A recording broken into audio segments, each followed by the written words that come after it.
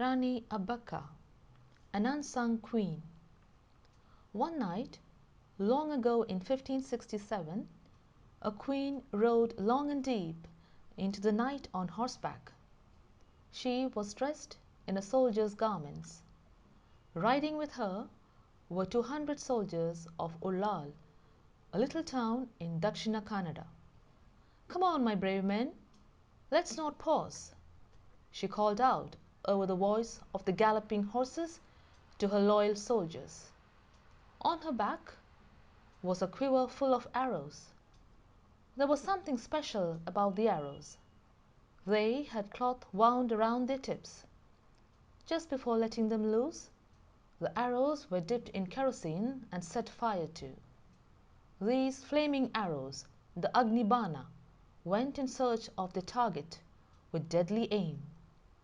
And who do you think were the targets? They were Portuguese soldiers. And who was the queen? It was none other than Rani Abbakka, the Chauta queen. The battle ended before dawn. 70 Portuguese soldiers, including their general, were killed. Eyes on spice. The fight between Rani Abbakka and Portuguese had a long history.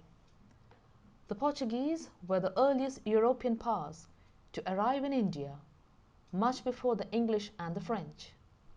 First, they had their eyes on Mangalore, which they captured in 1526.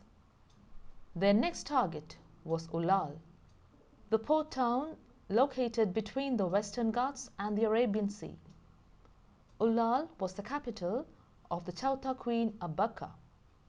Her kingdom, Tulunadu, today comprises the Dakshina Kannada district of Karnataka, some parts of Udupi, and Kasaragod in Kerala.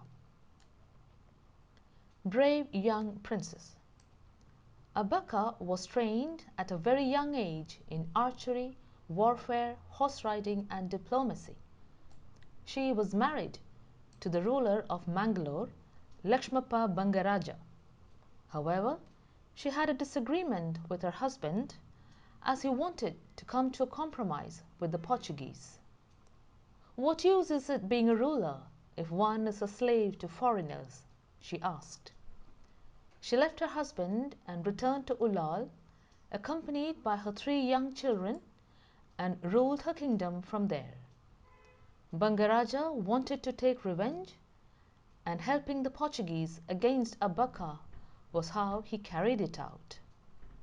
Abbakka was repeatedly attacked by the Portuguese, who were jealous of the trade that flourished in Ullal under her leadership. They demanded tributes and taxes from the queen. She refused.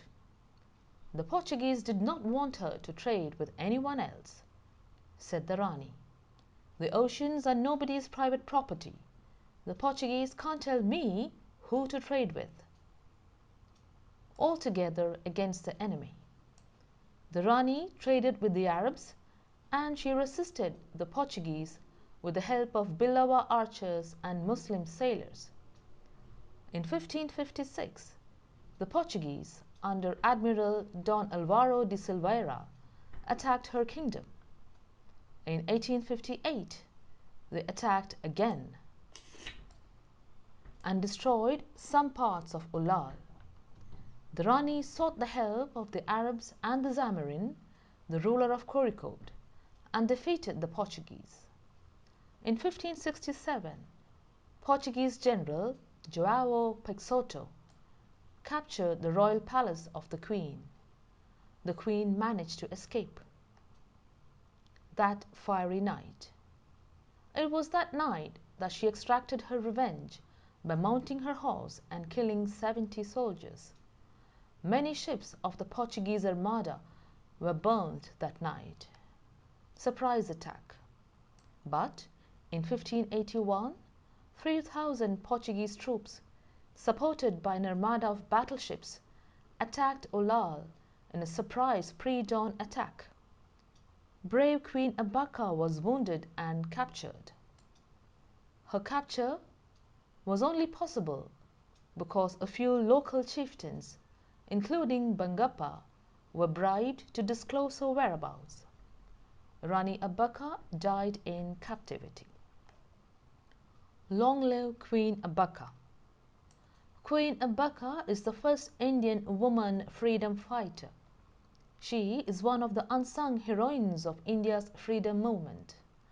In 2003, Indian Post issued a special stamp dedicated to her. In 2015, the Indian Navy honored her by naming a patrol vessel after her.